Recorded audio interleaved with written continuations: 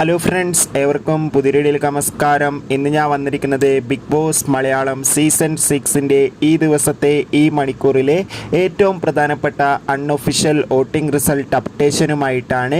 വീഡിയോയിലേക്ക് മുൻപ് video like ചെയ്യുക, ചാനൽ സബ്സ്ക്രൈബ് ചെയ്യുക. ഈ വരുന്ന ഏപ്രിൽ മെയ് മാസങ്ങളിൽ OTT റിലീസ് ചെയ്യാൻ പോകുന്ന ഡേറ്റ് കൺഫേമായ ചിത്രങ്ങളുടെ വീഡിയോ ചാനൽ പരിശോധിച്ചാൽ നിങ്ങൾക്ക് കാണാം.